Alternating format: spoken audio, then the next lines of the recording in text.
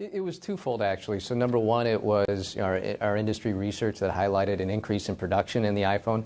We haven't been able to say that for more than 2 years, so that's a clear positive. And second, our analysis of search trends both in China and then also outside of China have been up year over year, and those are clear leading indicators typically of iPhone demand as well as Apple sales in the regions.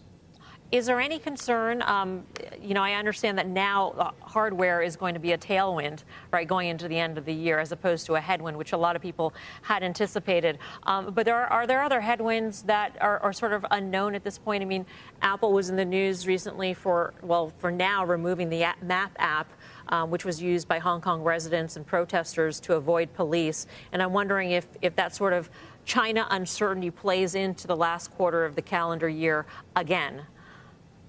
The comps in China are actually relatively easy this year, so sure, there's uncertainty. I think uncertainty in China, you have tariffs in the U.S., but at this point in time, Apple usually doesn't change its viewpoint on demand unless it's pretty confident of what's occurring out there. So yes, there's risk, but in the near term, demand's outstripping what Apple thought it would be at this point in time.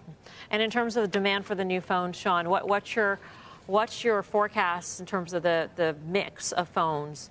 And I understand we won't get units, but the mix of phones will certainly help us figure out perhaps what margins could be like. So the mix is skewing more toward the low end. Our research suggests the upside we're seeing is more in the iPhone 11 versus the other higher priced models. So the cut in price Apple made this year is actually doing what Apple wanted, which was driving incremental demand. And you also say that you like some of the suppliers here. We just had an upgrade from Cowen on some of the suppliers as well. Is that already reflected in these stocks, do you think, at all, or no? Because a lot of them jumped on those initial reports.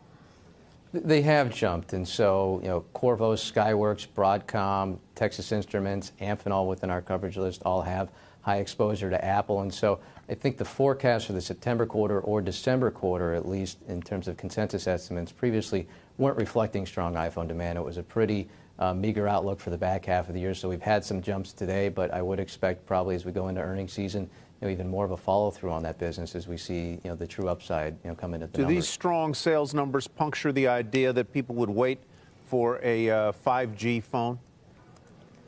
I don't think so. I think this is more akin to the iPhone 7 cycle, where the iPhone 6s was a disappointment. There was low expectations for the iPhone 7. It actually outsold a little bit ahead of the iPhone 10. So this is more, I think, of just a little bit of an underestimation of demand out there, maybe a little bit of pent-up demand, pricing helping, Apple's programs to stimulate demand as well.